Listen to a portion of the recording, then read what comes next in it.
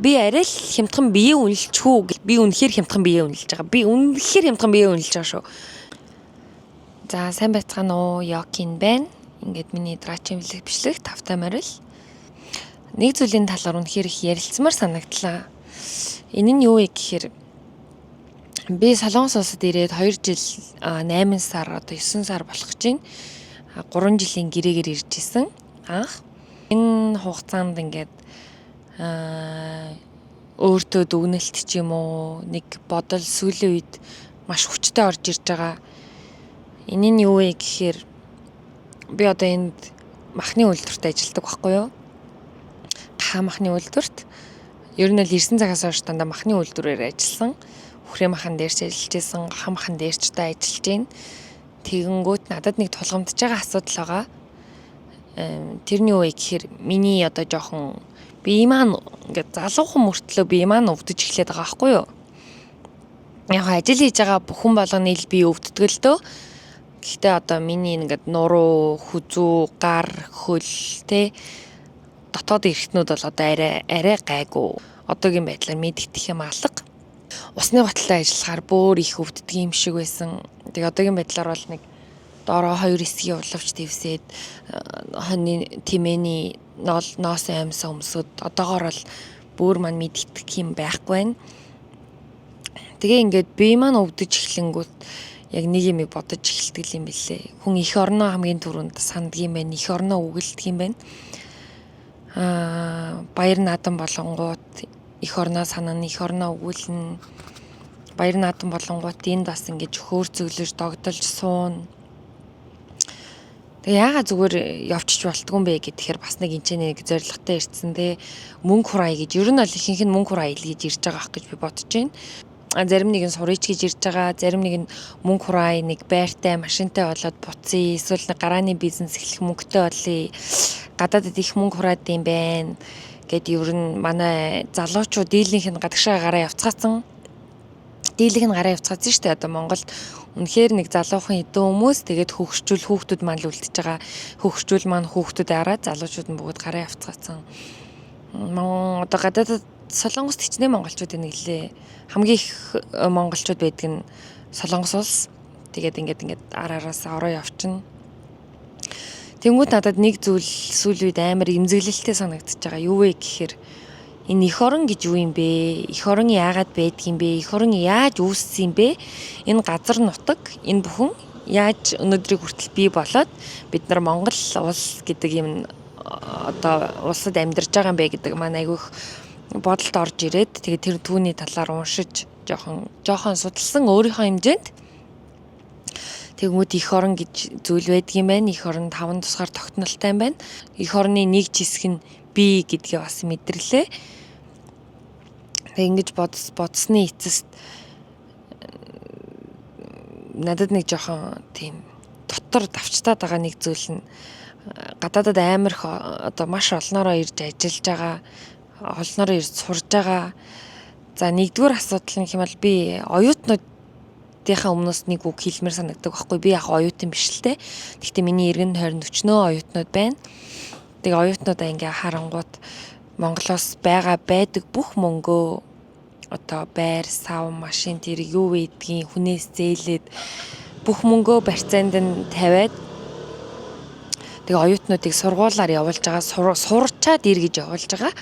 Гэхдээ сурчаад ир гэж явуулдаг мөртлөө бид нар зөвхөн сургалтын төлбөр ч ирдэ. Тийм нэг ихний 2-3 сарын сургалтын төлбөрийг өгөөд тэгээ онгоцны зардалтанд гаргаж өгөөд байдаг бүх юм шавхаж гаргаж өгөөд тэгээ сурчаад ирээ гэж явуулдаг. Тэгэнгүүт энд ирж байгаа оюутнууд маань сурах уу, ажиллах уу гэсэн 2 сонголтын дээр ирдэг байхгүй юу? Сургуультай сурахын тулд мөнгө хэрэгтэй, мөнгө олохын тулд ажил хийх хэрэгтэй. Тэгээд ажиллаа хийх үү, сургуультай сурах уу? Ажиллаа хийхийнхаа хажуугаар сурна гэдэг бол яг хөө тэгж сурж байгаа л та. Гэхдээ энэ бол маш том хэцүү ойлголт байхгүй юу? Тэгээд сурна, хажуугаар нь сургалтын төлбөрөө олно. Тэгээ хүний хэрэгцээ, хоол унд, байр савны мөнгө гээд маш их зарлага гардаг. Тэр болгоно бүгдийг нь олно. Тэгээд яг сурах уу, болох уу хоёрын завсраар ирдэг. За тэгээд нөгөө оюутнууд маань ингээд шантарна, тэ Тэгсэн ч гэсэн шүдээ зугаад гүрийгээд дуусгаж л байгаа юм л та. Гэхдээ яг гүйц 100% сурсан уу гэдэг бас эргэлзээтэй. За тэгээд тэр сургуулиар ирж байгаа хүний хэдэн хувийн сурж байгаа вэ гэдэг маань бас асуудалтай. Тэгээд зарим нэг нь боли эн чинь ажиллаа зүгээр мөнгө ураачаа явъя гэж бодоод одоо ажиллаа хийгээд ингээд харлаад тэгээд нөгөө гэрийнхнийхэн зүгээс гаргаж өгсөн мөнгөний буцаагаад олж өгөх хэрэгтэй болдог. Одоо зээл мэл авсан мал эн чинь ирээд зээлийн дарчин эн чинь ирэхээр нэг тийм мөнгө нь бэлэн байж идэг гэж жоохон бодолтой ч юм шиг санагддаг. Тэгээд тэр бүх мөнгнүүдийг олж явуулна гэдэг бол үнэхээр том асуудал. За яг олж өгж явууллаач ардаа үлдэж байгаа энд хүмүүс нь яаж амьдрах вэ? Өдрөөс өдөр, хоногоос хоногийн хооронд л амьдарч байгаа байхгүй юу? Харьяа гэхээр бөөн үр ширтээ байгаад идэг. Буцаа эх орноо санаад, гээж аваа санаад буцъя гэхээр нөгөө хідэн мөнгө төгрөгийг олох хэрэгтэй байдаг. Тэгээд сургээ явуулсан болохоор заавал сурж дүүрэх хэрэгтэй байдаг. Тэгээд яг ингээ ацсан шалаанд орсон хүмүүс ингээ зөндөө байгаа. Тэгэнгүүт манай монголчууд бас нэг юм дээр одоо нэг юмыг бодох хэрэгтэй. Сур гэж явуулсан болвол сургалтын төлбөрийн хоолны мөнгөний хэрэглээний зардалтай нь бүгдийг нөгөө. Тийм бүгдийг нөгөө.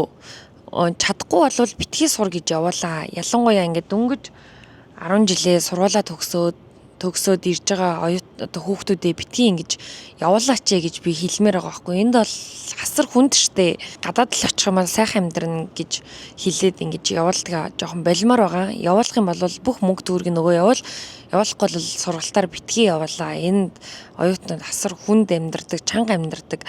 Бид нар яг муугаа үзүүлэхгүй. За өстө нэрээ бусд нь гүрийж яхад гүрийн гэд ингэж гүрийгээ даваад гардаг л та жоохон шазруу. Тэгсэн ч гэсэн бас энэ ч нэ дотроо эмтэрч байгаа. Тэгээ эх орноо санаж байгаа, эцэг ихээ санаж байгаа.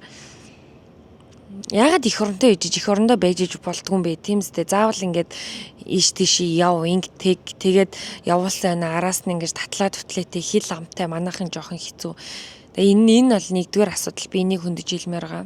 За яг нэгт бол тийм надад өнөөдөр тулгамдаагүй ч гэсэн зүгээр яг эргэн тойрныхаа хүмүүсээ харахад тийм асуудал тулгамдж байгаа болохоор би хэлж байгаа. За хоёрт надад тулгамдж байгаа асуудал гэх юм бол бас бүгд л ингээл нөгөө байр савтай, машин дэрхтэй болох гээд эрсгэцэн. Тэгэнгүүт чинь залуу хүмүүс өнөөдөр бид нар яг юу хийж, юу бүтээж, яаж амьдрах ёстой юм бэ?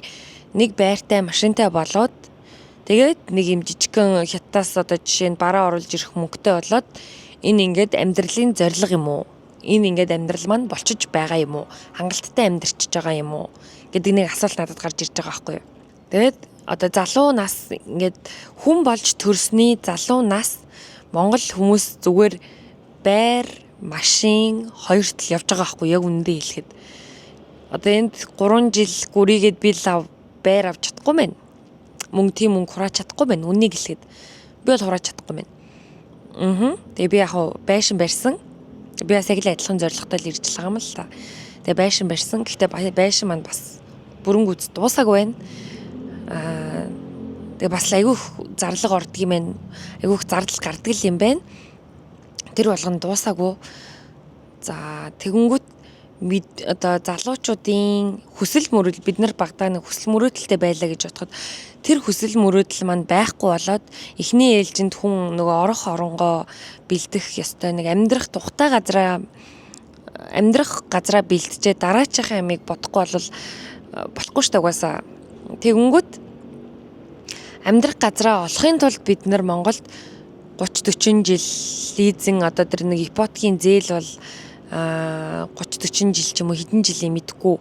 Тэгээ зөвхөн цалингаа аваад тэрнээс тэр хоёрын хооронд ингэж амьдарч байгаа байхгүй юу. Тэгээ хүсэл мөрөөдөл хийж бүтээх юм нь хизээ хийж бүтээх юм бэ? Тэгжитэл хөгшөрч байгаа.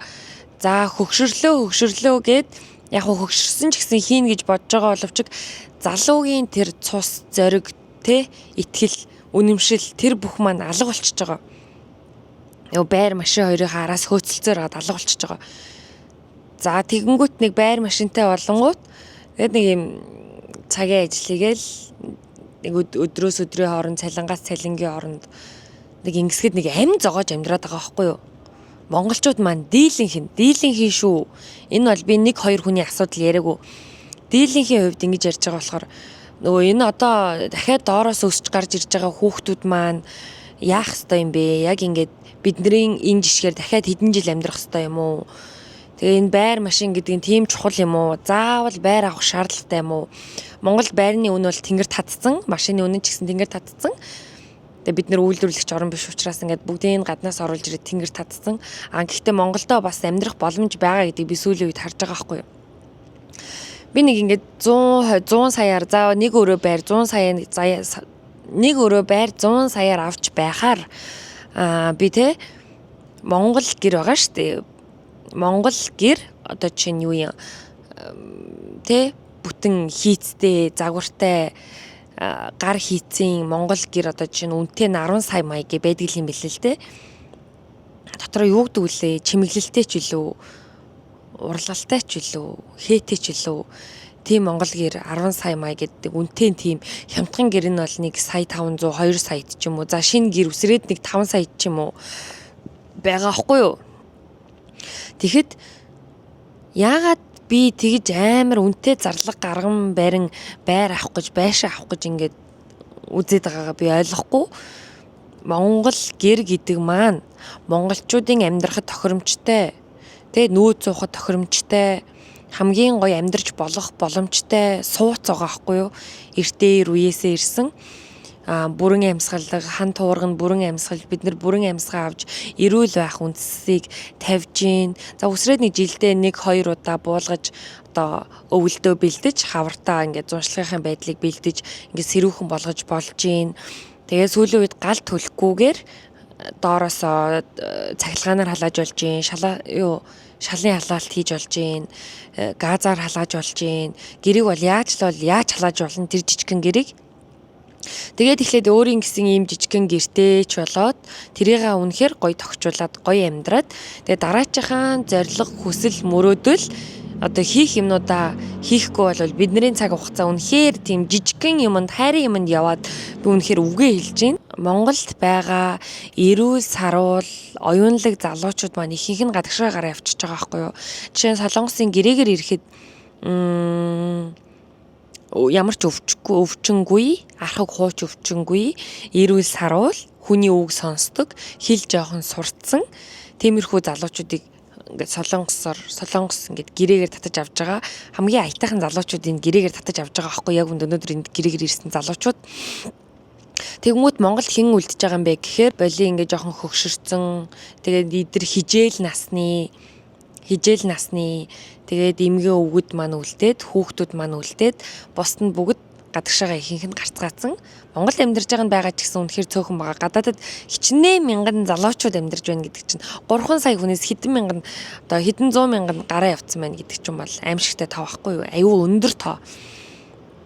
Тэгээ ганц ингээд сураад мэдээд гадаад руу явцгаас нь бүгдээрээ тэнцэнэ шингэж үлдэж байгаа. Монгол руу явах ямар ч тийм юм байхгүй. Монголд ч яах юм? Монголчууд угаасаа л дампуурсан, сүрцэн, тэрний оронд энчэнэ амьдарч исэн дээр гэр бүлээ аваад энчэнэ амьдарч исэн дээр гэж ер нь ихэнх нь үлдэж байгаа. За тэгээд ингээ аятайхан мэрэгчлэр сураад төгссөн. Энд өндөр цалинтай байна, энд амьдрахад боломж юм байна гэд бүгд гадааддаа үлдцгээсэн. Буцаад эх орн руугаа очихгүй байгаа. Би ч бас тэдний нэг жишээ нь ингээд 3 жил үлдсэн байна.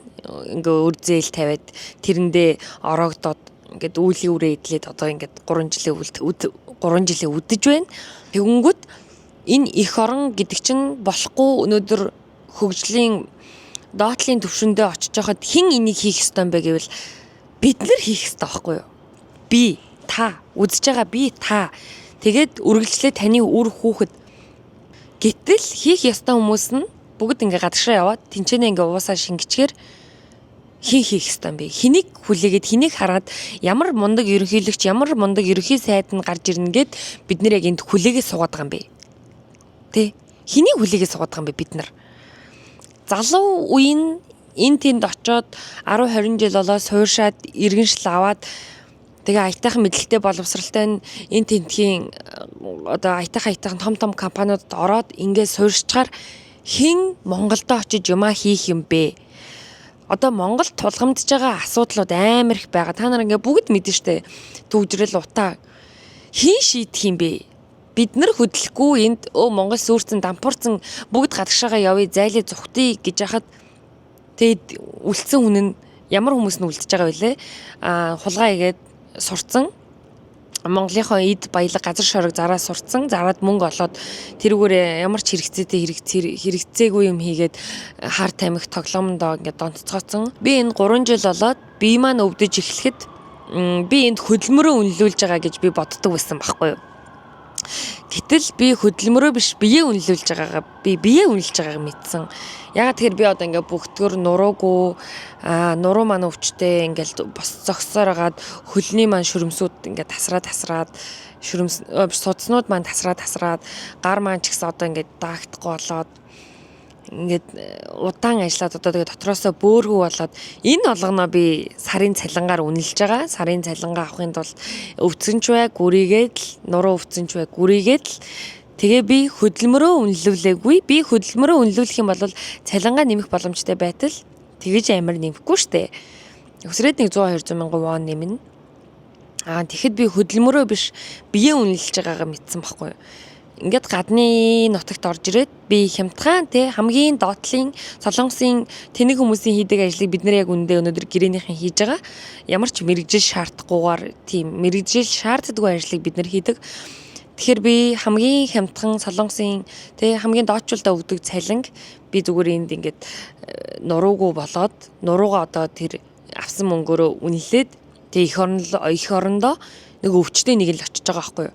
Тэгэхээр би хөдөлмөрөө үнэлүүлээгүй би биеэ үнэлсэн байгаа байхгүй. Биеийнхэн эд эс эргэтнээр би солилцсон байгаа байхгүй. Хэрвээ би энэ эд эс эргэтнээ энд ингэж хямдхан цаашаа юмдээ ер нь надад бол үнэхээр хямдхан санагдаж байгаа.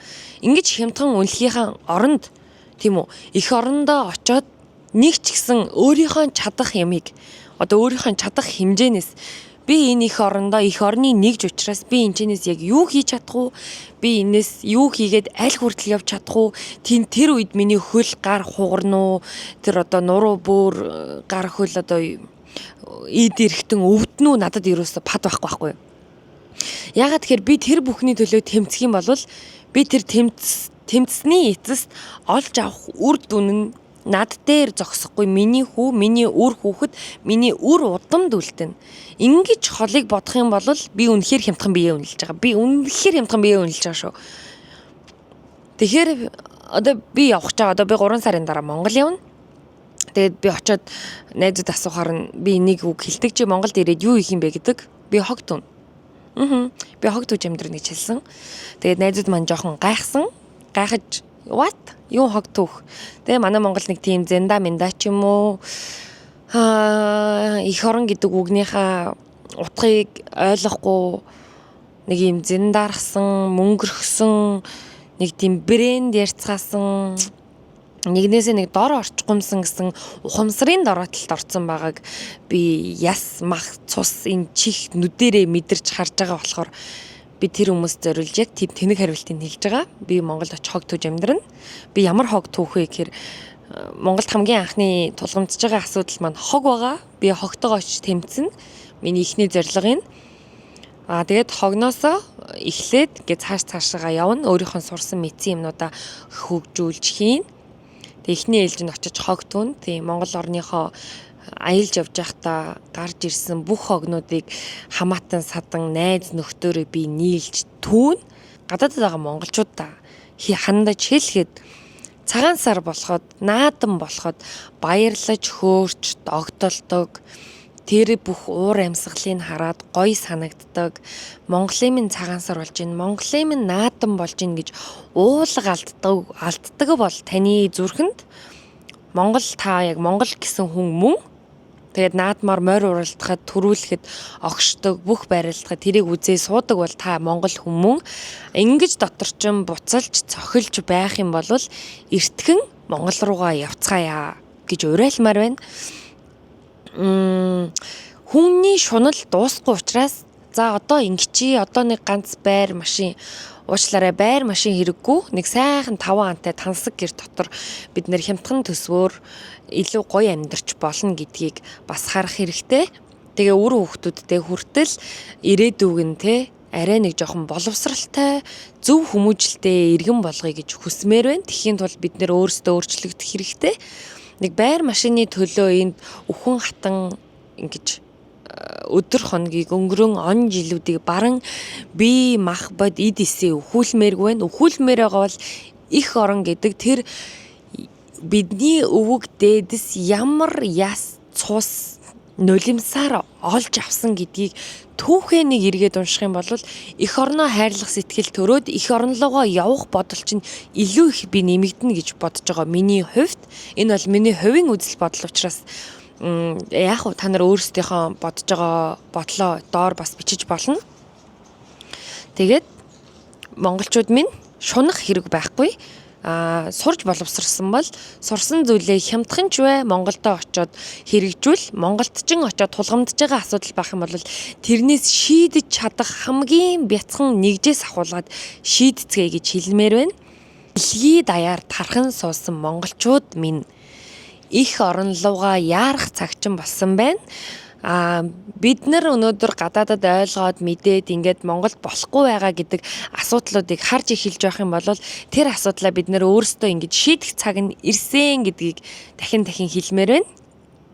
Тэгээд бүгдээрээ одоо нэг хийх ёстой гэж бодсон юмнуудаа хийгээд тэгээд нэг өдрийн өмнө нэг хоногийн өмнө ч болтугай их орон руугаа очие.